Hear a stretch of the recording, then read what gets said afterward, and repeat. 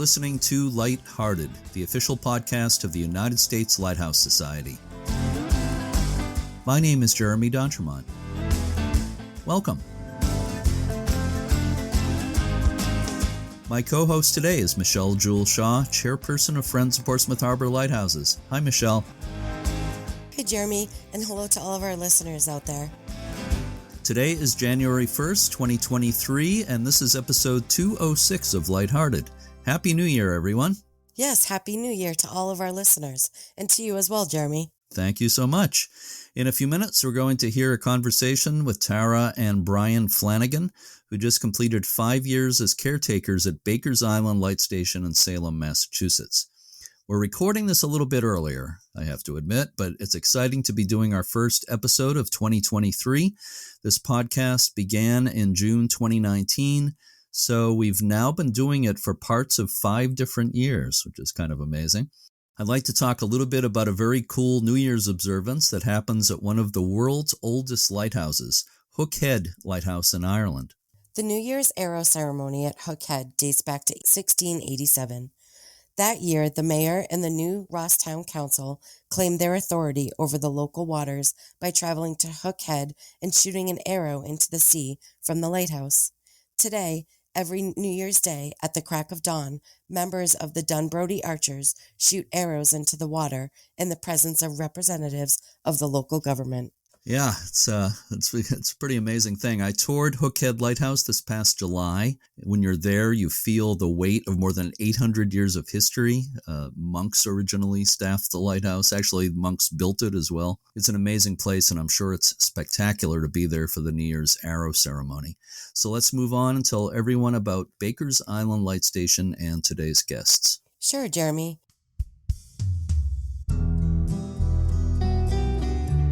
Baker's Island Light Station is off the coast of Salem, Massachusetts, a few miles north of Boston.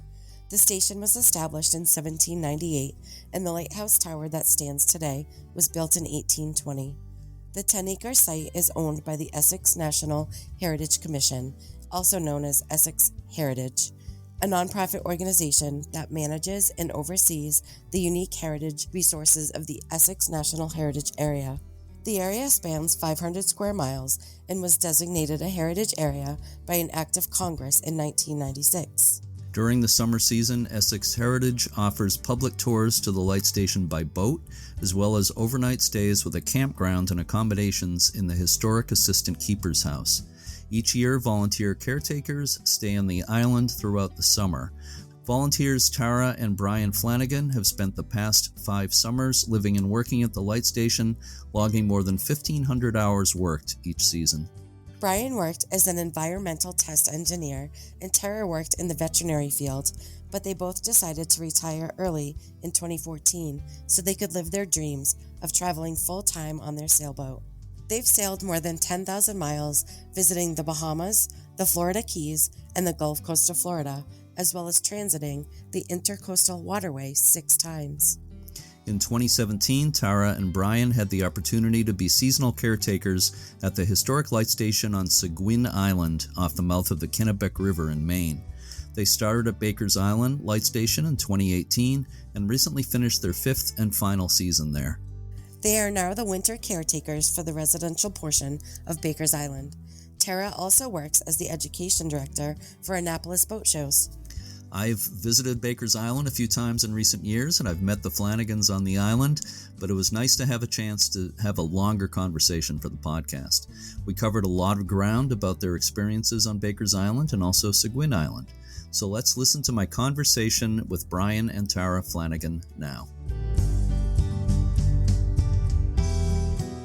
I'm speaking this afternoon with Tara and Brian Flanagan, who were the live-in volunteer caretakers at Baker's Island Light Station in Salem, Massachusetts for the past 5 years. Thank you so much for being with me today, Tara and Brian. Really appreciate it. You're welcome. We love being here. Well, thank you. So, I don't know if I've told you before, but I grew up in Lynn, Massachusetts, and which of course is right next to Salem. And I used to go to Salem Willows Park all the time as a kid, spent a lot of time in Salem. Baker's Island was a place that was basically off limits. unlocked for many, many years, as you well know, because of the kind of private community on the island there. And I first got to visit the light station in 2001, and I visited with Marty Nally, the contractor who did a lot of restoration to the lighthouse at that time. So that was a thrill for me to get on there. But I am so happy that Essex Heritage has now opened the light station to visitors for tours. It's just a fantastic thing. And we're going to talk more about that in a few minutes. I recommend the tour to people very highly. And we've met on the island when I've been there. I've got to talk with you there. So it's nice to see you again. So before we talk about Baker's Island and the light station, let's just talk a little bit more about your background.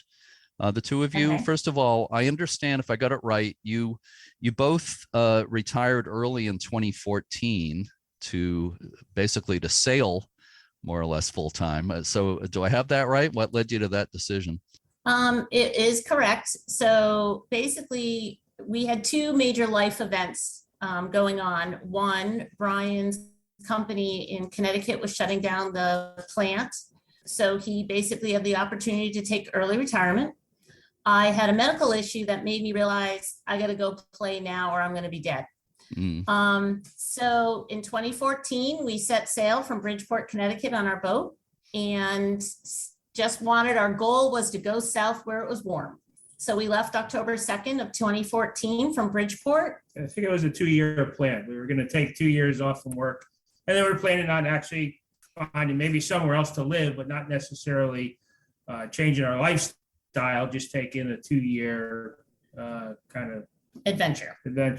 Yeah. So we ended up the first year, we made it over to the Bahamas, sailed a lot of the islands, met amazing people, and realized this was really fun.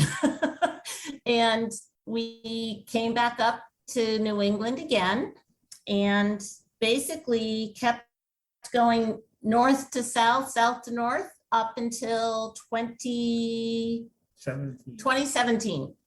And we had a major systems malfunction on our boat. So we kind of had to regroup and figure out what we were doing. And that's where the Lighthouse gig started.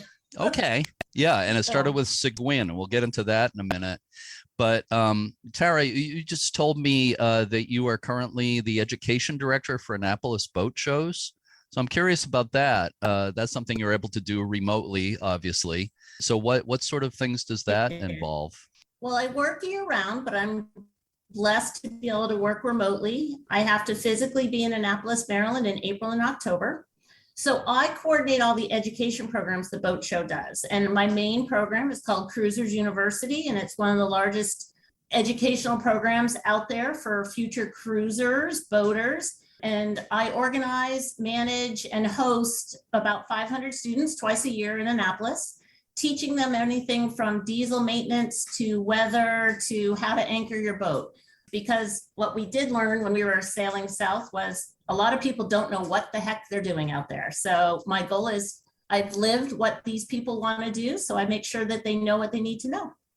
Well, that's fantastic. So even though you're not sailing full time these days, you're still able to impart your knowledge to others. So that's excellent. Correct. Yeah, that's great. So, and then what led you to taking the caretaking position at Seguin Light in Maine, which is a fantastic place, another place I really love. What led you to taking that position in 2017? I think what started it was we were heading south again. That would be our 3rd year of going south for the winter. And we had engine problems in Coinjock, North Carolina, which is on the ICW in the middle of nowhere. South of Norfolk, Virginia. So you get on the Intracoastal, just a few miles down, the engine decided to quit. And because we were in the middle of nowhere, with no mechanic to work on the engine, I had to do the work. It turned out to be a blown head gasket. While we were there for a week with absolutely nothing to do, I actually had something to do. I was working on the engine. Tara had absolutely nothing to do because our engine compartment, even if she could help, couldn't fit in the engine compartment to help me. So basically, Tara was bored for a week, looking online, looking on Facebook and other things. And I can't remember exactly what. Yep, a Facebook post from Women Who Sail. Someone posted, hey, who wants to be a lighthouse keeper this summer? And I yelled down to Brian, I said, hey, want to be a lighthouse keeper? He goes, do you not think I'm busy? Do whatever you need to do to not bother me. And I'm like, well, I guess that means I can fill out the application. So at the time, it was an 11-page application, and we filled it out, and I walked to the post office and mailed our application. So that was at the end of October of 2017. Yeah, and at the time, I mean, we had no experience with any kind of caretaking. We had our occupations. We lived on a sailboat. That's the only experience we had. So really, I thought it was no chance that they were going to select us to do it anyway in the first place. So we just continued on moving south. Kind of that was in the background.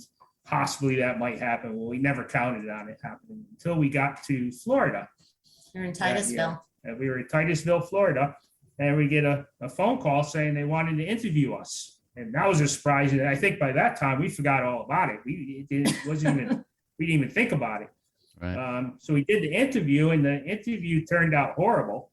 Did it in a boat lounge in Titusville, where the Wi-Fi was going in and out. There was a storm up in Maine where Fossils was that we were in the interview with.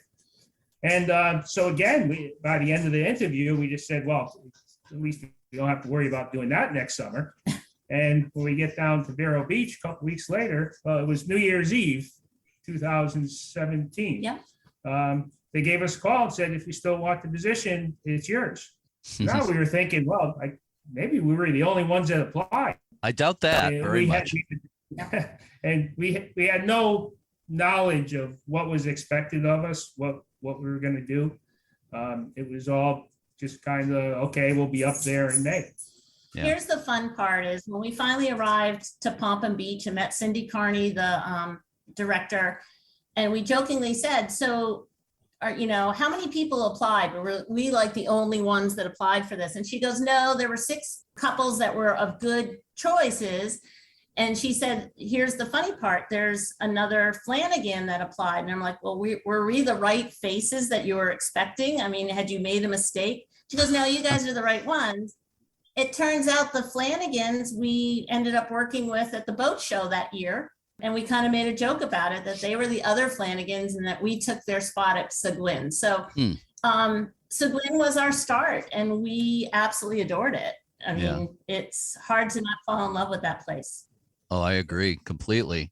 And Brian, you mentioned the name of the organization. You said Fossils, and I just want to clarify that's the Friends of Seguin Island Light Station, right? Correct. Yeah. And I go back away. It's probably been more than 20 years since I first visited Seguin. I haven't been on the island in a while, but it is a really special place off the mouth of the Kennebec River, being one of the highest lights in New England, a couple of 100 feet above the water, and just a spectacular light station.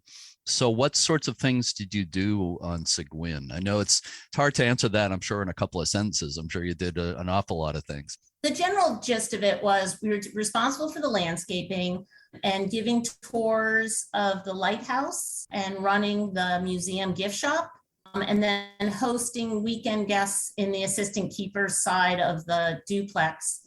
What was really interesting for us is that the volunteers for Seguin is so well organized that when we left island on Wednesday for our day off, the volunteers came on island and did a major project. And so we never really had a chance to really mesh with the volunteers. So we were given a guideline by Cindy Carney, the director. About 4 or 5 days she stayed on the island with us and told us kind of what we needed to do. And then we were kind of on our own and had a blast.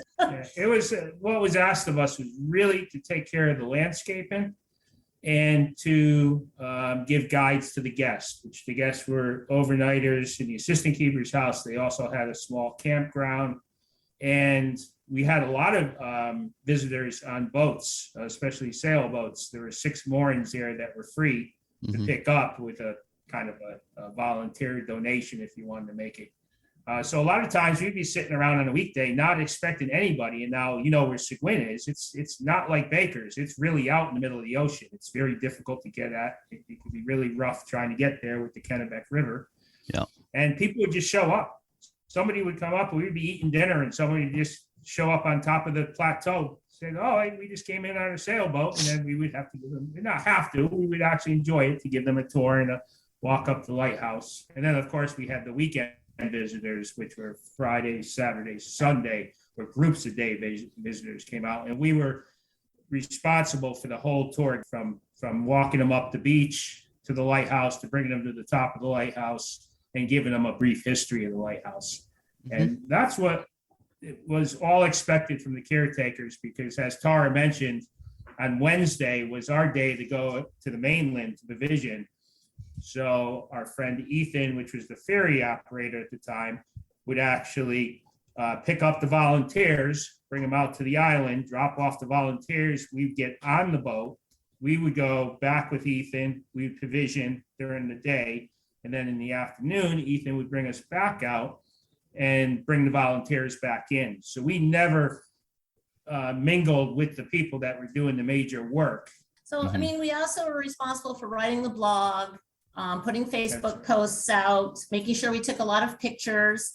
One of my favorite stories that I remember of Seguin, and it always stands out to us, is one thing Brian and I have learned in the last 8 years is you need to talk to people. You need to put your smartphone down and just have conversations. And I was at the top of the lighthouse with this young gentleman, and we started talking a little bit about, I said, "Hey, where were you from?" And he said, "Oh, I'm from Connecticut." And we started talking about sailing in Connecticut on Long Island Sound.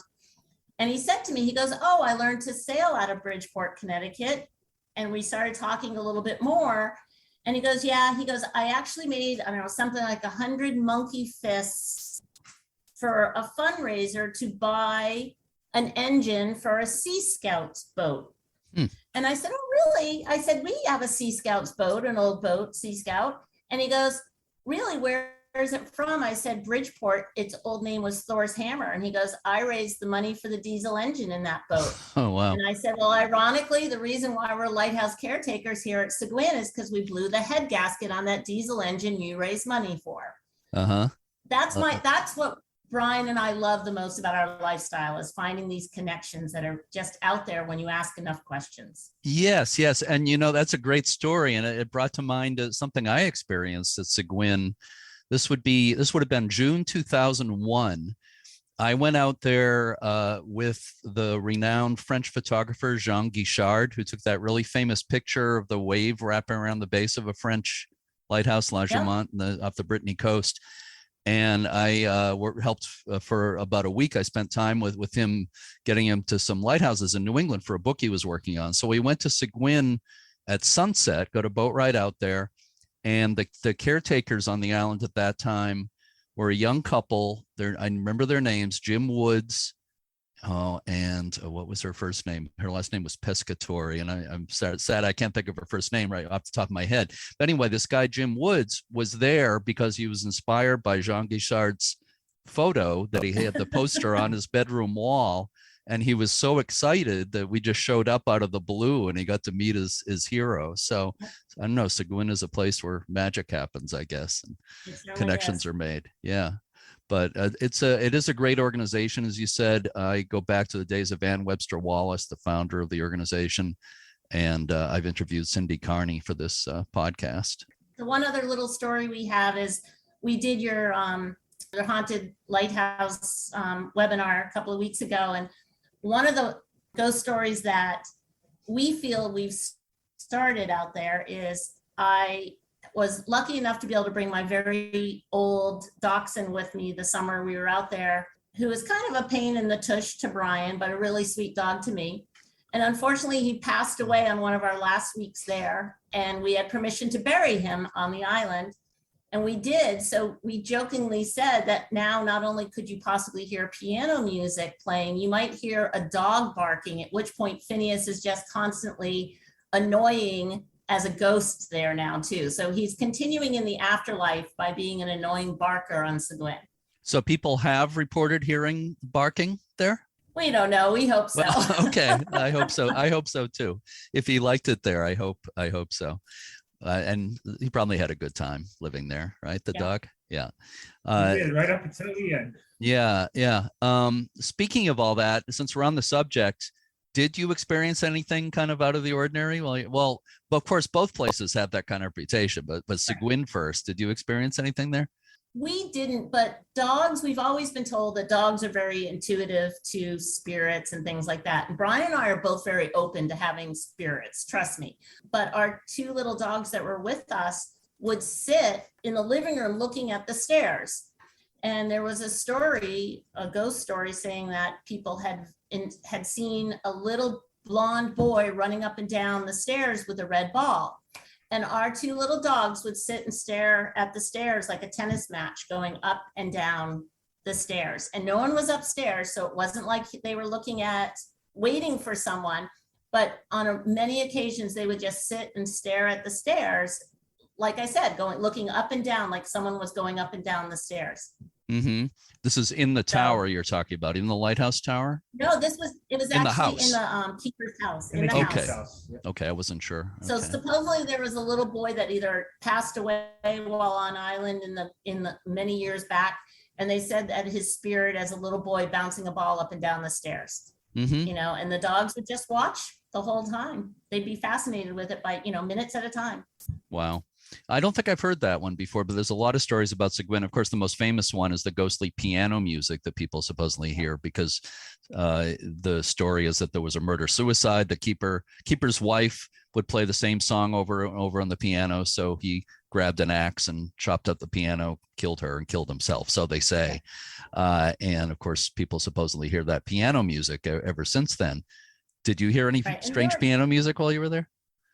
We didn't, but we had many people come out because of Seguin's story, history of the ghosts. And we had many people come out and wanting to know all the ghost stories. And, I had to spend a lot of time with the island historian to try to learn as many of the ghost stories so that while I was giving tours, I could really make it very, exciting. And, they did something that the engine house had spirits and, so I had to learn all the ghost stories so I could make sure that all the ghost hunters that came out weren't disappointed. But no, I wasn't able to present a ghost to anyone. Okay. And well, Tara did the good guides. Tara she had the fun tours, where I was the more technical guy. So Tara really got into the ghost stories. I get into more of the history and how the lighthouse was run. Yeah. And it's pretty fascinating when you mix the ghost stories when you're living in a place that had people living there since the late 1700s. All the structures are old, but even the structures are newer than the original structures that were there when it was first commissioned. Right. So there were families living there going way back. Tara had the opportunity, or both of us had the opportunity, but Tara talked the longest with a woman that came out to visit us that was actually stationed there with her husband when it was still a family light station before they turned it into a bachelor station. And she had stories just about being there in the winter, trying to get the kerosene. They were still using kerosene for the lantern, and they would have to try to light the kerosene lantern. They have so many chances, and then they would have to call in saying Seguin was off station because they couldn't get the light to light. But a lot of stories like that, when you hear of the adventures of people that had there, your mind kind of drifts to ghost stories. Yeah. It's just kind of one feeds the other. Personally, I think it's the fog that makes everyone thinks they see ghosts out there. It was really foggy. Yeah, it's definitely known for that too. But I just want to mention, when people talk about lighthouse ghost stories, the thing that I often say is that whether you believe in those stories or not, the keepers of the past, they're with us one way or another, whether it's literally or figuratively. They're very much there at these places. Their presence is felt. And I'm just wondering if you have had a sense of that at both Seguin and Baker's Island. Well, it sounds like from what you just said, Brian, you do have that sense of that history that has preceded you at these places, all those people. Mm-hmm. It's exciting for us because I think we found it more at Baker's we were there for so many years. You start to feel what they went through, and we found a lot of fun things on Baker's that at the time Essex Heritage didn't even know about. And it gave us a connection with the history. And, like you said, history and spirits, or however you want to talk, are all intermingled. So yeah. There's a lot of work in those light stations, a lot of hardship.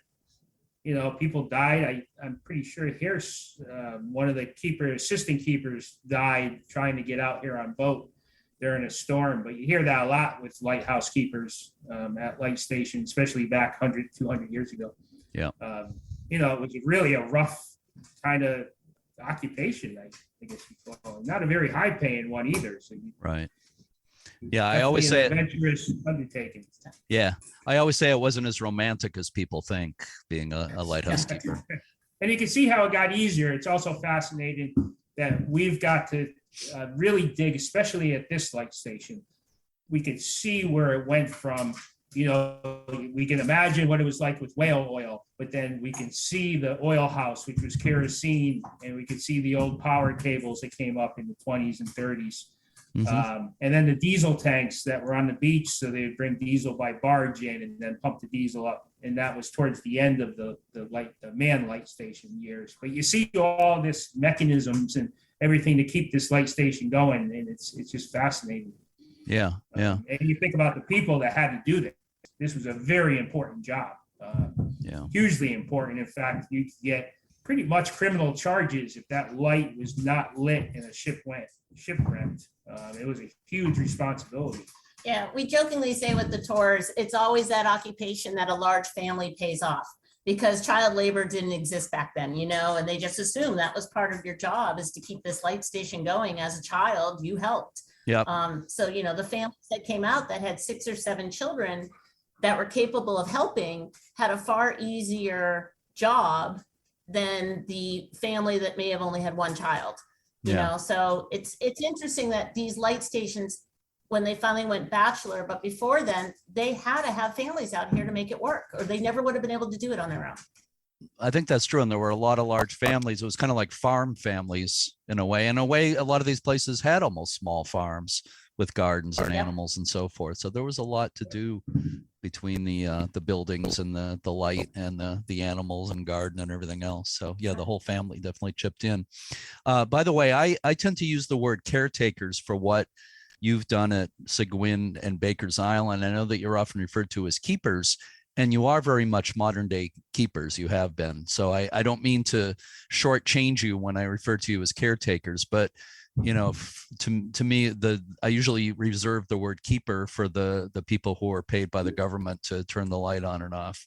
But you are very much in that tradition. You have been modern day keepers. So I just want to make that clarification there. But tell me why you came to Baker's Island as the caretakers at the light station there. All right. Well, when we finished Seguin, we wanted to just get back to our boat, and our whole plan had been, we're both from New England, and our plan had been to sail a summer in New England. So we got back to our boat after the fall and started sailing her north. All of a sudden in April, we got a phone call from Annie Harris, who is the director of Essex Heritage. And she said, our caretakers just backed out for Baker's Island. Any chance you guys would like to come for the summer and do Baker's Island? And we're like, no, we're really sorry. Our whole goal is to sail New England. And, she kept giving us this whole thing. And I'm like, Annie, thank you so much, but I don't think so. So we ended the conversation. At the end of April, she called again. And by this point, Brian and I had already talked a little bit about it. And we're like, how could we make this work? We're pushovers. And she called again and she goes, all right, look, is there any chance you could do a part of the summer? And we finally gave in and agreed that we would do June and July, and that would still give us August to sail. So that was the agreement. So we left the boat in Maryland and drove up here to become the caretakers at Baker's Island. I guess, though, we just assumed, we shouldn't have, Friends of Seguin had been established for many years, and Baker's Island had only been established for like two full seasons before we got there. So when we arrived at Baker's, we came out on the Numkeg, which is their landing craft boat. And, I had my little dog, and I had a cooler full of frozen goods, and, a beach full of all of our belongings, trying to figure out how we were going to make this all work. And a lot of other people came out on the boat too. And Brian's trying to figure out all the systems, and Annie, God love her, she has so many things going. She goes, I have an hour with you, so let's make this count. And I said, not a problem. Show me where the freezer is and I'll put my meat away and then I'll come and learn what I need to do. She goes, oh, did I not tell you there's no freezers out here? Uh-oh. Okay, how do I get ice? And she goes, well, we have a refrigerator. And I'm like, okay, let's get back on the boat. I mean, so it was not as well prepared as we thought it would be. Seguin, they established, I think, 20 years before we became caretakers. Yeah. But they only allow caretakers for one season. And we never really understood why they did that. They always wanted new caretakers. And they told you when you started, they said, if you do a full season, we don't allow you to come back to do another full season. But if you want to come back on weekends after Labor Day, we try to open it up to past caretakers. It's almost kind of like a gift for you doing the whole season. By that time, there's really no visitors in Maine at that time. We tried to do that once. So getting on with the only 1 year, how they established it is that the caretakers were purely just caretakers.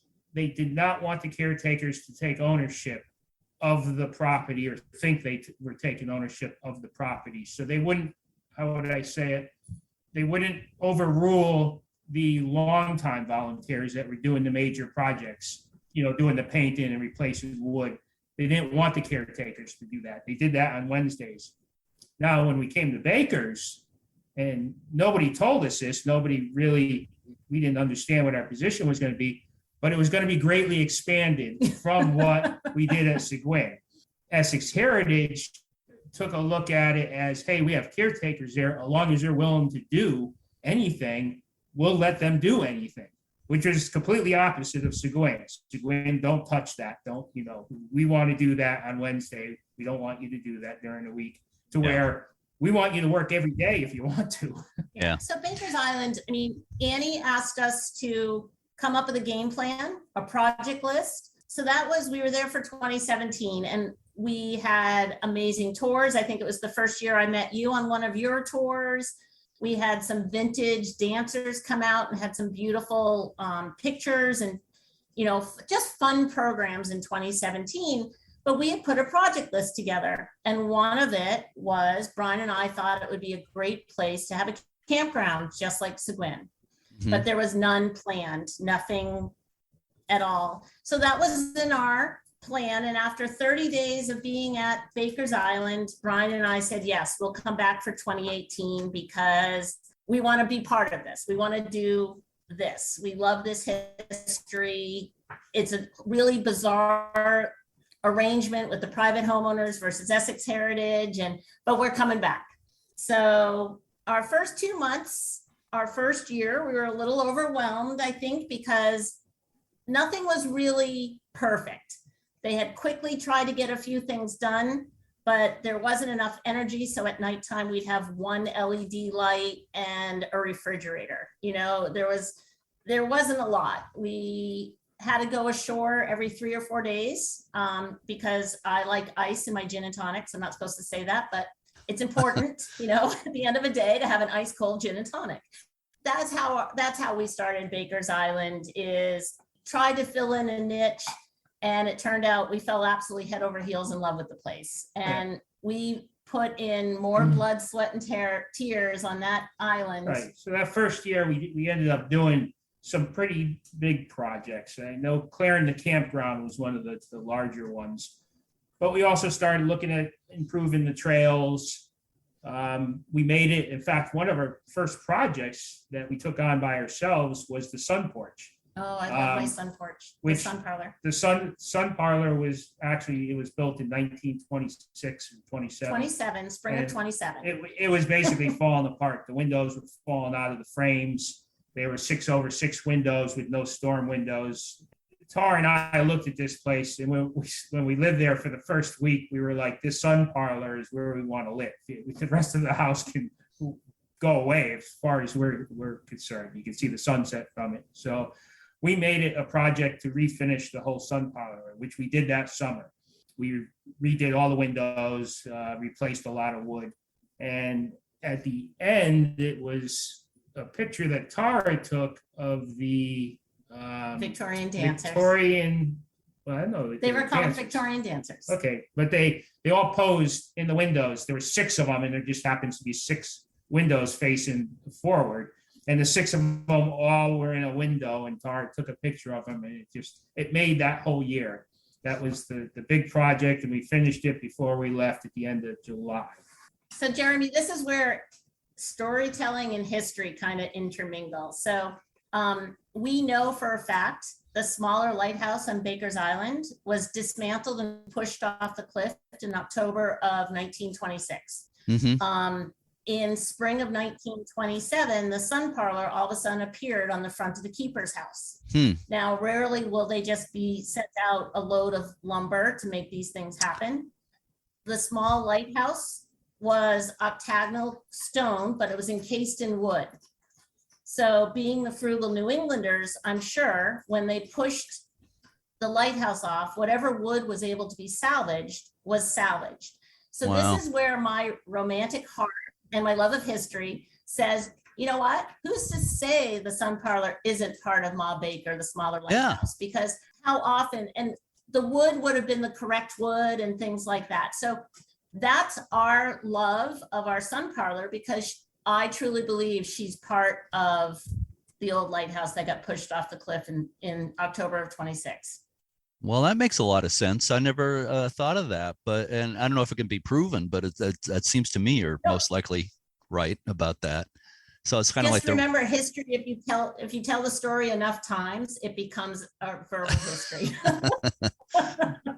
Right, repeated enough, it becomes true. But no, it seems likely what you're saying. Seems very likely. So with the tours at Baker's Island, did you take a pretty active part in the tours when groups came out? I did the history tours. Brian and I spent almost all of our free time over the past 5 years, and still now, researching history and trying to find pictures for time frames that people haven't seen. I've got a really beautiful historic collection of pictures that, past lighthouse keepers' families have found in their attics and things like that. So I would end up doing the historic tour, talking about Joseph Perkins and the US Constitution and, just life on the lighthouse. So I would greet the guests coming in on the landing craft, and I would spend about an hour and a half giving them the historical timeline, showing them around the island. If it was in the early summer, I'd show them all the baby seagulls. We'd go on nature walks. We don't allow people to go up onto the top of Baker's Island Light because it's a safety issue based on the railing system. So we give a lot of discussions about how we could raise money to make this happen, all the different aspects of it. So I try to make it fun for the guests that come out, because I know that they can't go up on top of the lighthouse. So I want to make sure they get as much for their buck to come out and actually ask us a million questions. And right. On that note, I should just mention that Tara loves doing that so much that on Seguin, it was a requirement. We signed up when we signed the contract. It was a requirement to give the history tours of the lighthouse. Yeah, Baker's, it was not. Tara, because she had so much fun at Seguin giving the tours, just decided that she would give the tours on Baker's Island, which there was actually a person hired to give the tours on Baker's Island. But Tara just worked with that fellow. They kind of worked good together. So the two of them knocking off on each other, they gave the tours. But we were never asked to give any tours, but Tara just likes talking with the people, especially the day visitors that always have a lot of questions real quick for you. She just loves doing it. So she continued on doing it right up until the last weekend we were there. The last hour we were there, I did a tour, and then we ended up leaving. Wow. So. Yeah, I think a couple of times I was out there with the groups, I did some talking to the group out there, but you also did. So we kind of combined on some of those tours. Yeah. Tell me, during the COVID pandemic, was there a complete year when there were no tours out there, or was there not? COVID and Massachusetts had very interesting restrictions. So there were no day visitor tours, but we followed the guidelines of Airbnbs of Massachusetts, the guidelines of Airbnbs. And at the time it was, you had to leave the place vacant for 5 days, disinfectant, things like that. So we were actually able, right from the very beginning, we were able to host weekend guests for 2 nights and then have 5 days of dormancy within the assistant keeper's house. So we had no day tours, but we were so happy when we had visitors for the weekend because they would get all of our attention, and we probably drove them crazy because we were like, oh, we haven't seen anyone in 5 days. But it was so delightful. And what better way to be in social isolation than out on an island? So we agreed that they would come out fully masked on the boat. We would discuss social distancing. We would, how we would be masked and what was permitted and how they felt comfortable in different things. And we had some of the best times with these guests. Yeah, it was bittersweet though. I mean, because the campground was only in its second year. So the first year we only had 2 or 3 campers, but they reviewed us very well. So the campsites got booked out for the COVID year, but they could only allow 1 campsite to be family unit occupied. And then 1 family, 1 pod, I guess they would call it, occupied the assistant keeper's house. So those would be the only 2 visitors every weekend that we would get. Unlike the year before, the 2 years before, we would get every night, we'd have different people in the assistant keeper's house and then all the day visitors. So even though for us, it turned out COVID was not that bad of a year because 1, we got there early. We actually told Essex Heritage, they asked us if we would like to start, and we would say, not only wouldn't we like to start, which was usually June 1st, we will start today if you'd like, because we just want to get out to the island. Yeah, we arrived really early in May. One of the nice stories that came out of COVID is our very first weekend of that summer, we had 2 couples come out from New York City, and they were young urban professionals and they were working remotely, but they were at the same time as the George Floyd riots and COVID, and downtown Manhattan was not a fun place to be. So they came out and the weather was perfect. They spent glorious 2 days. And one of the couples asked if they could stay. And I said, look, we really can't, you'll have to talk with Essex Heritage. The next morning, we got a phone call saying that couple was coming back for a week. They made arrangements to work for a week. And they were so lovely. And Baker's Island gave them that peace and that time to just feel safe and, kind of a little refuge for them. And it was just lovely. And we still follow their travels.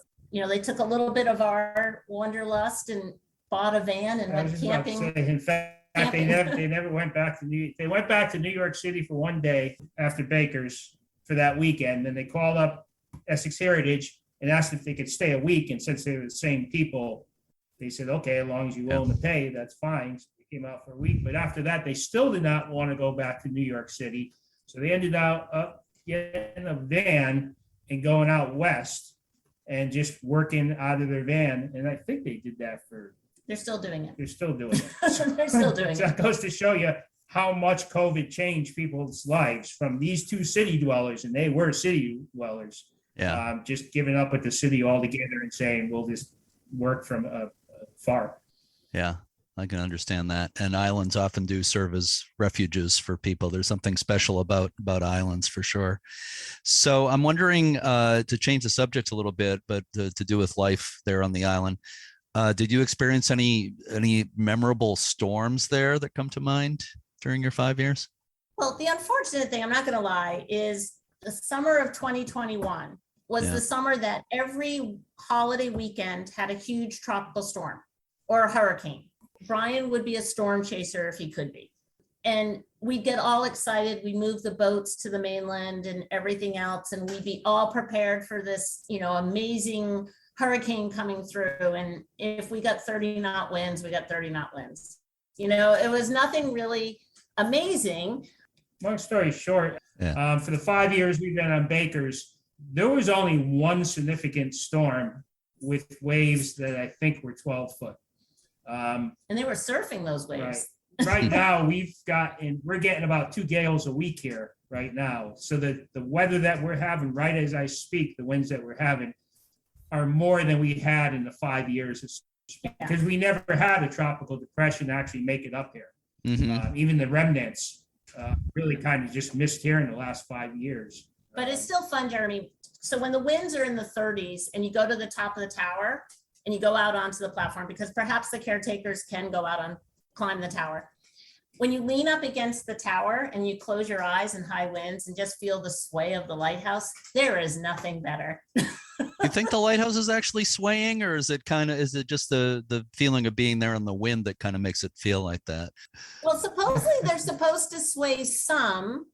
We talked to some engineer at, I think it was Seguin, that there has to be some sort of flex so that the rock and the mortar don't crack. And even Marty said that. Marty McNally said that when he came out in 2020. Okay, a little bit of, yeah.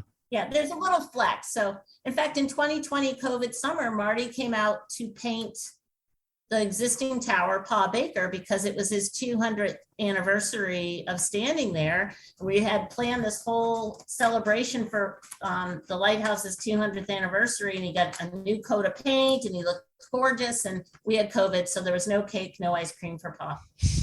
But speaking of feeling that the lighthouse was moving, I was remembering that at Portsmouth Harbor Light that I'm very involved with, it's like 10 or 15 minutes from my home here. I've given many, many tours there. And I remember a woman coming up the 44 stairs to the landing at the top of the stairs and saying, the lighthouse is swaying, isn't it? The lighthouse, she felt the lighthouse was moving back and forth. I think it was her knees that were swaying after she had just climbed the stairs. Yep. Sometimes that can enter into it. You mentioned at Seguin, Brian, you mentioned at Seguin you would have unusual, unexpected visitors sometimes that you would show around. Did the same thing happen at Baker's? Do people land on the beach there by kayak or that kind of thing? They do. I would say per year, we get maybe 5 people that land unexpectedly and unannounced onto the beach. They usually, I think all of them were on kayaks, maybe one small sailboat. And usually we get a phone call from the private side of the island, from the homeowners association. They have eyes all over this island. I'm sure they don't, but it seems like it, because whenever anybody landed on the beach, we would get a phone call, because we can't see the beach from the keeper's house. And we'd walk down there, and we were kind of open by Essex Heritage whether we could allow people to come or not. They were not allowed to come by themselves, supposedly, because there's no trespassing sign. So if you walk up the beach and you see a no trespassing sign, most of us will turn around and not go any further. Some of us will. Anyway, when I saw people, I would always try to promote Essex Heritage. So I greet them very politely. How did you find out? What were you expecting to come ashore? Get some answers, just try to feel them out. And if they seemed like they were okay and not being troublesome or anything, I'd give them a tour of the light station. And always suggest, if you want to drop a few dollars into the donation box, go ahead. So to answer your question, yes, we did have some people that would come up. Not as many as I would think, being so close to Manchester. It's not that far. It can be rough, but it's not that far of a paddle, a kayak. But I would say about 5 times a year people would come. What's fun now is Essex Heritage has put 3 moorings out off the lighthouse property that can be rented as a fundraiser too. And we have a lot of campers that come out by boat, so they come to camp. We have kayaking groups coming out of Marblehead and out of Manchester who come and camp. But the understanding is, and this is an agreement we've had between Essex Heritage, us, and the homeowners, is that if someone is going to be arriving on the Coast Guard beach that is not on the Numkeg, they have to call me first, so I'm aware that they're landing. So when the homeowners give me a call and say, do you know? And I'm like, absolutely, we know. So we've had many campers in the last 2 years coming by kayak and by boat and everything else. And it's worked out really, really well. Sometimes they put on a good show, because I think it was one of our first campers that came by powerboat. There were two families with 2 powerboats. They picked up 2 of the moorings, but to get ashore, they figured they'd put everything in what we call Walmart A bathtub toy. bathtub toys, which are the little inflatable blow-ups. So here all the islanders are out in the pier watching these people, which they're still at this point, they still weren't comfortable with campers being here. They are now, but at the time they were kind of worried about campers causing problems. Yep. And here we got 2 power boats with, I think, 6 kids, 2 couples paddling their stuff in on little Pete the Magic Dragon blow-up floats and paddle boards, and that you can see the people on the pier just laughing and watching and seeing what's going on. But Tara and I would be down there and try to help them and try to get all their stuff on the beach and dry and all that kind of stuff. And that's the way it worked out a lot of times for the power boaters that would come. They'd love the idea of coming here on a power boat and camping, but they didn't understand that you had to get onto a rocky beach from their power boat, which isn't so easy. So they were always happy. We just, like I said, to blow up the little bathtub toys. Yeah, that's a funny picture. I was afraid you were going to say the little boats, the toy rafts, whatever, capsized with all their stuff on it or something. No, we landed everyone safely but my sister on the beach. Never once. I mean, there were sometimes it was a little questionable, but I can truthfully say both of us are licensed captains, Coast Guard captains, and we've brought many people back and forth. And truly the only person I lost out of the dinghy was my sister, which it's my older sister, and she's fairly certain I did it on purpose. But, but she was okay. Everyone has arrived safely and they've all departed safely. Sometimes with more of an adventure than they anticipated, but they all got off and on the island safely. Yeah, it is just for people listening. I recommend going there so highly, but it's a little tricky getting off the landing craft is pretty easy, but then you got to walk across the rocky beach. And if anybody has any mobility issues, it might be a little difficult for some people to get up across the beach and up to the light station. But for most people, it's not bad. And I just want to clarify something. You've got the campground there, and there's the 2 keepers' houses, and you lived in one of the houses for those 5 seasons, and the other house has the overnight stays, right?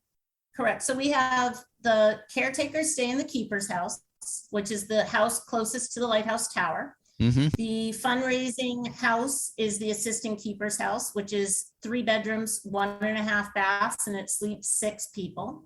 Mm-hmm. Then we also have 3 campsites within the campground, which is actually built where the old pasture was. And it's more glamping right now because they have a charging station and a refrigerator. They have the prettiest view of sunsets in the Salem Sound. Numerous campers have had the opportunity to have the whales swimming through between Misery and Bakers. And in 2021, we were rated the #1 campsite by Outside Magazine in Massachusetts. Really? Wow. So we're really proud of that one. Yeah. It's a unique campground, and very rarely can you get an experience like they get here. Yeah, we've gotten, that's probably one of the nicest thing about building that campground are the reviews we get from it. Mm-hmm. Nobody leaves that campground unhappy, it seems. Yeah. And most of the people we had this year were returned. I would say 80% of the campers we had this year were returned visitors from last year, which kind of tells you something that definitely a unique place. We even had a college reunion this summer, and that was wonderful. So we had, 20 people on multiple picnic tables having a camp. They were there for the 4th of July weekend, and they've already booked for next 4th of July. Oh, that's fantastic. So, yeah.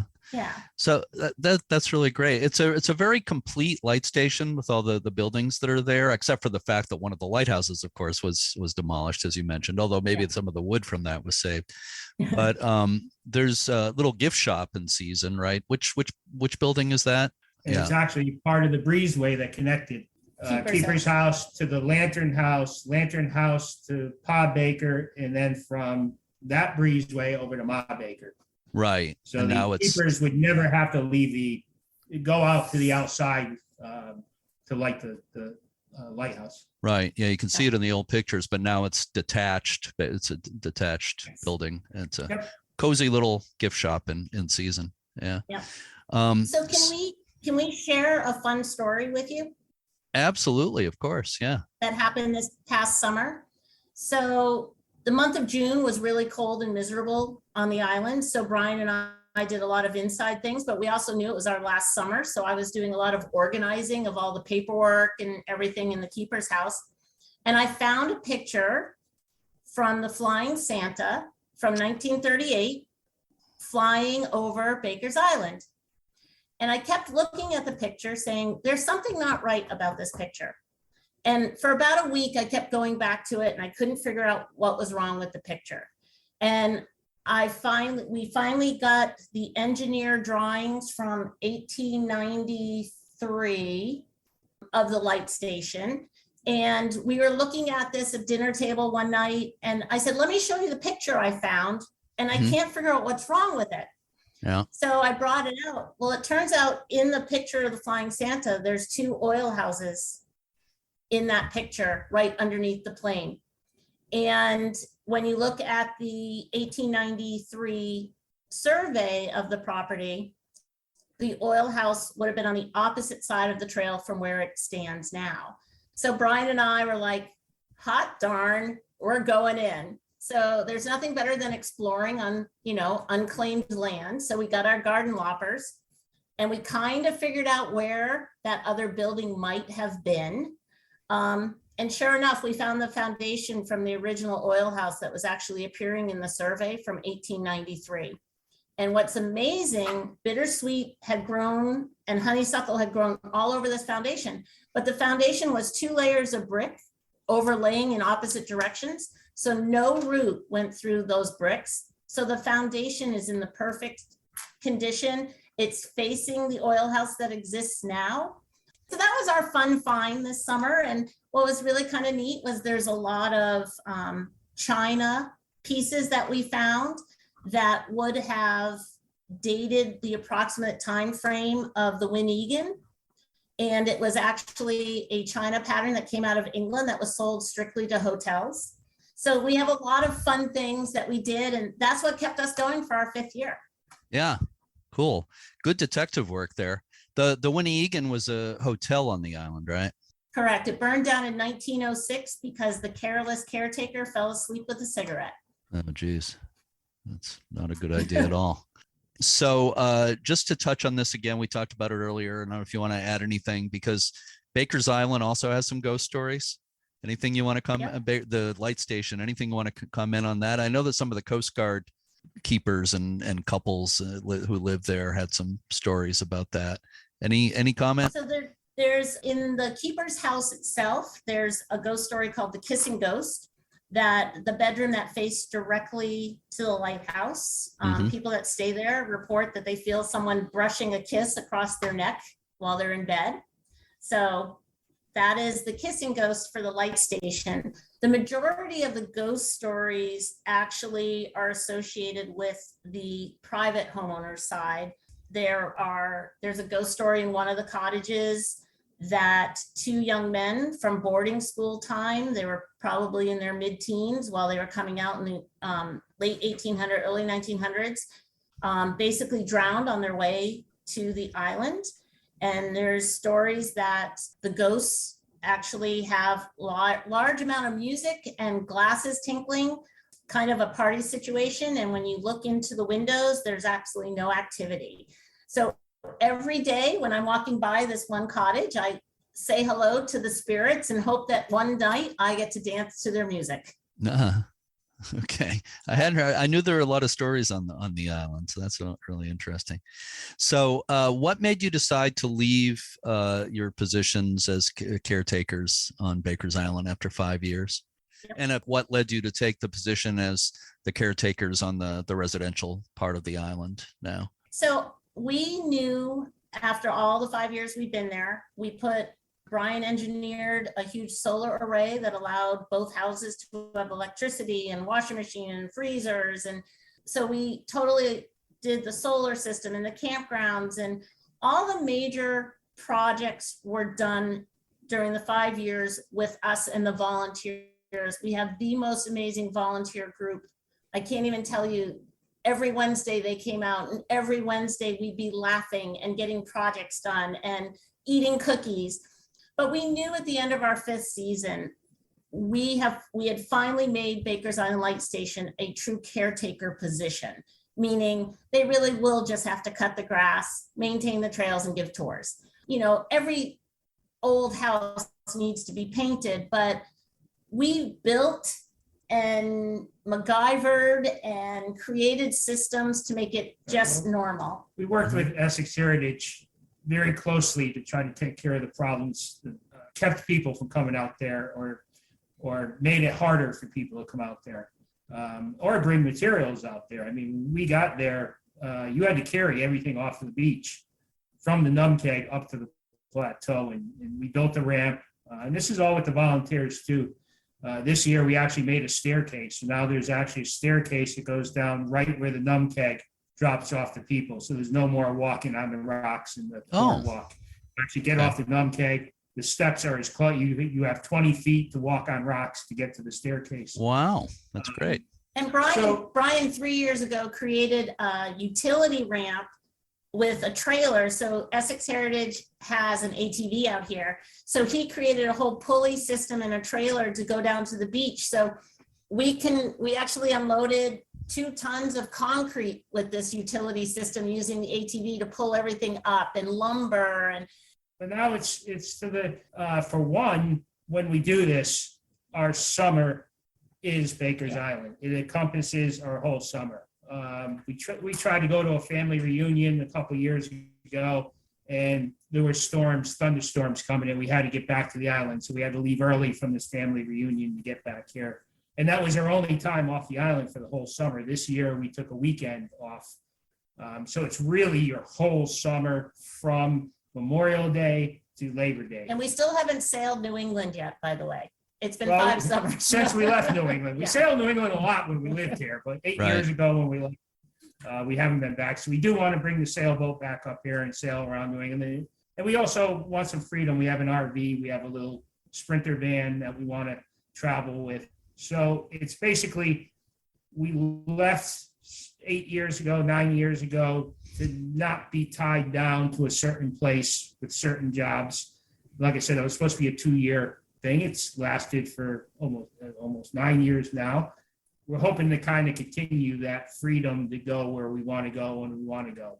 Yeah. But saying that, also feel a lot of pride looking back at what Essex Heritage, the volunteers, and what we contributed to Baker's Island. We feel good leaving at 5 years, hopefully making it last longer and knowing that's a better place than when we got there. And then so it's time to move on, I guess, is to really. So we're limited of what we can really talk about with the private homeowners, but we made a lot of friends on the boundary homes, and we obeyed not crossing boundaries and things like that, just like we promised we would. But we made a lot of friends, and we know that the homeowners have a winter caretaker normally, and we had the opportunity to apply for it this year. And I am not a winter person. I want to be paddleboarding in the Florida Keys with my dog. I left New England for a reason in the winter. But Brian has just always, for 5 years, wanted to see a winter storm out here with the lighthouse, with the waves crashing right off the ocean. Yeah. Well, they get the true feel. I mean, we lived at Lighthouse stations during the summer for 6 years. Between Seguin and here at Baker's. And we heard stories about the winters here. And it would be really interesting. It would be part adventure and part to fill in the gaps of what it really is like to be on a small island in New England during the winter. Right. And we will experience it firsthand doing this. So. Yep, on Monday of Labor Day weekend, we finished, like I said, I finished my last tour, and we got on the boat and came over to the private homeowner side. We'll be here until June 30th as kind of the winter security, making sure that everything stays safe. We have a lovely apartment with a beautiful view of Salem Sound and Marblehead, and we see Misery right out of our window. Well, the other nice thing is too, is since we are the only ones here, we're expecting 2 people to come this weekend. Some of the homeowners, really, I think only these 2 will be coming out. None of the other homeowners have boats or ways to get out here. So our responsibility and this is a professional duty, is that we have to make sure to walk around the entire island. So basically, we have free roam of this island. Yesterday, when there were strong northeast winds, both Tara and I would go down to the south side of the island. We walk on people's porches because that's what we're supposed to do. We're supposed to look to make sure there's no broken windows, no shutters that are broken. So we're actually required to walk around this island anywhere we want to walk. With an exception. Of the So when we were lighthouse caretakers, we weren't allowed to walk onto the homeowner's property. And as homeowners, caretakers, we're not allowed to walk on the lighthouse property. So it's hard. My sister actually said to me, Jeremy, she goes, "You're posting such pretty pictures of the lighthouse, but they always look so sad because you're not right there taking the picture. You know, you're taking it from afar." And I said, you know, it's just different. It's all different. But this is our adventure for the winter. It's cold, it's windy. Also, I think the other thing that at least I took from it, when by the time we have been here for a couple months now, we've been here for 3 months now. We're getting an understanding of the homeowner side. We know the Essex Heritage side. So now we're getting to know the homeowner side and their feelings. And I won't go deep into it, as Tara said, because I'm not really saying anything that's not known, though. And there's reason on both sides. And what would really be fantastic is if we had any part, even a small part, of trying to make the two kind of work together and be neighbors. That's what they are, they're neighbors. So we're just trying, it would be nice if we could play any little part into making that relationship better. I mean, we used to feel like we were Switzerland, you know, we're kind of in the middle of everything. But now, being part of the homeowner's caretaker position, we feel like we're more a bridge. I won't say that we're Switzerland. I'm like, we're just trying to get everyone's point of view, listening, trying to pass it back and forth and understand. And the families that have lived out here since 1895. And, you know, this is their way of life, and they take great pride of this island. And as does Essex Heritage take pride of the light station. And I think they are far more similar than they are not. And I think in the next few years, we'll see a lot more happiness between the two parties. Well, looking back 5 years, it's night and day to where we were 5 years ago. I mean, when we took this position, we were just told, don't even think about the other 10 acres. You just don't cross, you don't think about, you don't talk to the people, you don't, you know, you're restricted to that 10 acres and that's it. And by the end of the first year we were here, and definitely by the end of the second year, we were basically friends with all the neighbors to the lighthouse. So everybody that had property adjacent to the lighthouse, we were on first name basis. I would say friends, basically, and look forward to coming back the next year to see them again. And those thinking part, that's possibly why we're caretakers of the island too, is because those families knew us. And that's a lot farther than the first year we got here. So we know we've made progress, and that's all you can ask for. Something like this is going to take years and maybe even a generation to completely dissolve. But we're hoping in the end, the same relationship that the U.S. Coast Guard had with the island, which was a very close relationship. We kind of hope that Essex Heritage and the island can return to that type of relationship. Well, it seems to be happening. And I do know quite a bit about that history, you know, being from around there and following it very closely over the years. And getting on the island in 2001 with Marty Nally, you know, we had to go in the off season when basically nobody was there. Otherwise, it probably couldn't have happened. But, you know, I do know about that history. I know there was friction. I know that it's gotten a lot better. And I think you've had definitely had a hand in that. Yeah, I mean, we just want everyone to love this island, whether you're a homeowner, a visitor, and to respect the boundaries that everyday society puts there. And these are just everyday boundaries. Don't trespass. It's really simple. I can say 99.9% of the people that we ask not to cross the boundary do not cross the boundary and are totally respectful. All the day visitors, the overnight visitors, the campers, which originally people thought were going to be a problem, turned out to be actually just the opposite. And in the 5 years, we've had one person cross the boundary. And boy, did my phone ring like that, and I knew immediately. So, and to respect the homeowners, that one guest of Essex Heritage that crossed the boundaries, that one guest was asked never to come back. Yeah. Because that's how serious we took that thing. So what's fun is when the day tours come out and say, we've lived in Beverly, we've lived in Peabody all these years and have, sat at the Anchor Pub and saw Baker's Island and never been able to come out here. And they're so excited that they can finally come out.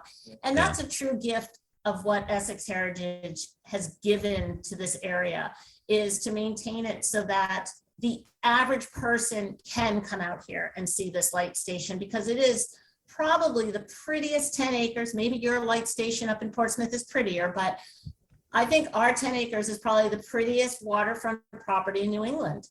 I mean, it's just glorious. I can't argue with that. It's right. It's certainly up there. I have one final question for you for bonus points. Okay. And that question is, what was your favorite thing about your 5 years as the caretakers for Baker's Island Light Station? Favorite thing or things? And you can both take a turn at that if you'd like. All right. Mine is improving my photography to take the most memorable pictures of this light station that I have literally surrounding me in this apartment, and they still bring tears to my eyes. And I remember every moment when I've taken all of these pictures. So just being able to take the same picture 100 times and learning from it, but having such amazing scenery to do it. So for me, it's just the photography aspect of it. Yeah, it's mostly the people. I just enjoy the people coming out and talking to them. And like I said, Tara's the ghost story. I'm the technical. So I like the geeks that want to know why there was an engine house and what was in the engine house. I can explain to them that. So it's mostly the people that come out. And the day visitors, I actually enjoy, not that I don't enjoy the overnighters, and we cater to them as best we can. But it seems like the day visitors, like both of you have said, I would say 70% of them, first statement is, I've been around this lighthouse my whole life. I always wanted to come here. Yeah. And that's 70% of the day visitors we get. That's exactly what they say. And we're saying we're just honored that you were able to come out here. Yeah. That really makes you feel good. Yeah. Well, it is an amazing thing. And as you said, Tara, it's a gift to the area that place is open to tours. And, having lived a good portion of my life in that area, I feel it's very, very special. And the two of you, I was thinking that you weren't just the caretakers of that place. You were basically the light station managers for those years. Yeah. And directors might be a good word too. You developed so much, as you've said. You made such an impact there and laid the groundwork for the caretaker position going forward. And I was thinking that you're part of the history of the place now. You along with the keepers of the past. Future books about the history of Baker's Island Light Station will have to have at least a chapter on you in there too. So you have. Well, thank you. That was a very nice compliment, Jeremy. It would be devastating if that lighthouse would ever be privatized. Mm-hmm. I'm hoping Essex Heritage could just hold on to that property, keep it open to the public. That would be our dream, is that it keeps on existing. It's one of the oldest, the lighthouses are the America's castles. Yep. It's just really nice that they could keep it open to the public, and hopefully for future forever, it's open to the public. Oh, I couldn't agree more. From where I sit, Essex Heritage is doing a great job, and I see no reason that can't continue for many, many years to come. So Brian and Tara Flanagan, thank you so much for spending this time with me today. I really appreciate it. Thank you on behalf of the Lighthouse community, thanks for everything you've done for that place, and Seguin too. You've done so much to promote and take care of our lighthouses. So thank you so much. You're welcome. Thank you for having us.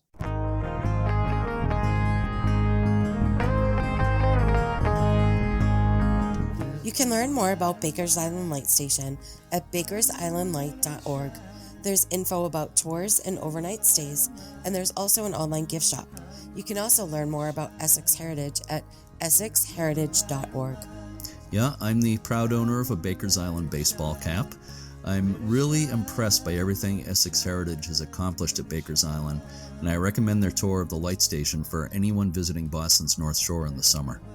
Thanks as always to all the volunteers, members, and staff of the U.S. Lighthouse Society at Point No Point Light Station in Washington State and around the world. To learn more about memberships, tours, preservation grants, and everything the Society offers, visit uslhs.org. If you listen through Apple Podcasts, please rate and review us. Please share this podcast on social media and tell your friends. Martin Luther King Jr. once said, quote, "You don't have to see the whole staircase, just take the first step," end quote. Yeah, I like how that applies to lighthouses too. Definitely. Yep. Next time on Lighthearted, we'll have a conversation with two people involved in the preservation of Alligator Reef Lighthouse in Florida. As always, to all our regular listeners and our new ones, thanks so much for listening and keep a good light.